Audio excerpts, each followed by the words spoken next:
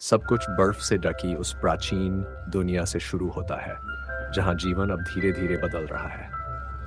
Ice as की ये तीसरी कहानी वहीं से आगे बढ़ती है, जहां पिछली खत्म हुई थी।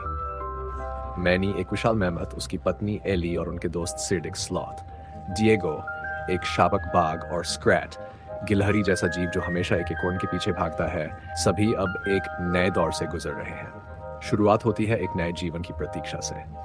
मैनी और एली बहुत उत्साहित है क्योंकि एली गर्भवती है और वे दोनों अपने आने वाले बच्चे के लिए एक सुरक्षित घर और जीवन बना रहे हैं। मैनी उसे लेकर बहुत सतर्क हो गया है और वह चाहता है कि सब कुछ बिल्कुल सही हो। वह एक गुफा तैयार कर रहा है, बच्चे के स्वागत की तैयारी कर रहा है और एली को कोई कष्ट न हो, इसका ध्यान रखता है।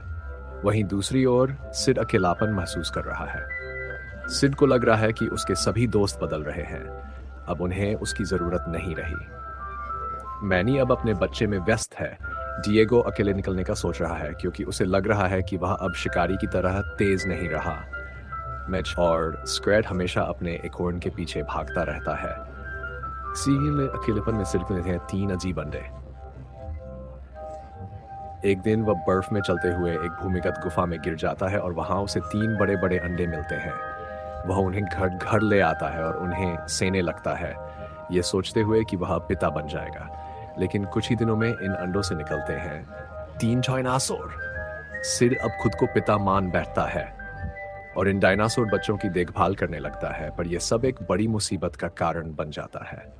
असली माँ, एक विशाल डायनासोर जिसका नाम मोमा टी-रेक्स है, अपने बच्चों को ढूंढते हुए आती है और सिड को भी उठाकर अपने साथ एक भूमिगत छुपी हुई दुनिया में ले जाती है, जहां अब भी डायनासोर जीवित है। ये दुनिया ठंडी बर्फ की दुनिया से बिल्कुल अलग है। यह एक गर्म हरे भरे जंगल जैसा है जो पृथ्वी के नीचे छिपा है और वहां ऐसे ऐसे जीव हैं जो बाकी दुनिया में अब लुप्त हो चुके हैं। वहां खतरनाक डायनासोर घूमते हैं, विशालकाय कीड़े हैं और पेड़ भी बहुत डरावने हैं।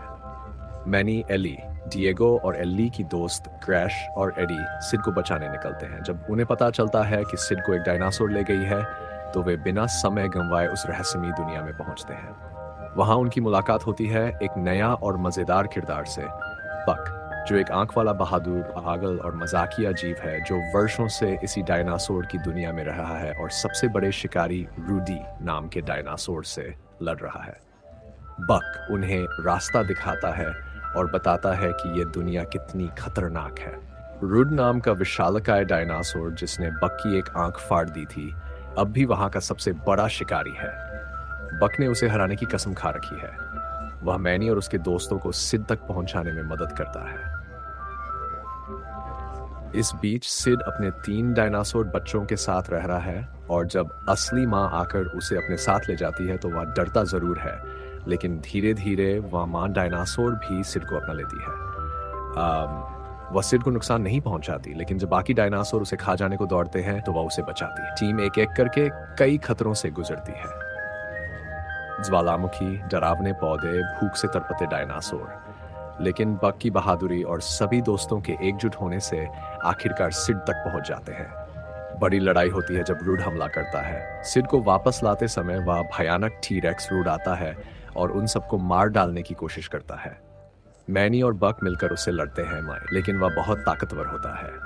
तभी सिड की गोद में पले 3 बच्चे और उनकी माँ टी-रेक्स आकर रूड से लड़ते हैं और सबको बचाते हैं।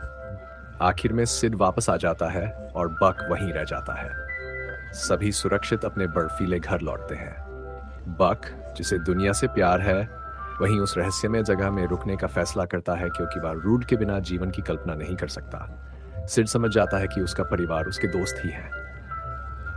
डिएगो भी लौट आता है, ये सोचकर कि वह अभी भी मजबूत है और उसके दोस्त ही उसका परिवार है। एली को बच्चा होता है, एक प्यारी सी लड़की। सब मिलकर उसका स्वागत करते हैं, खुशी का माहौल बन जाता है।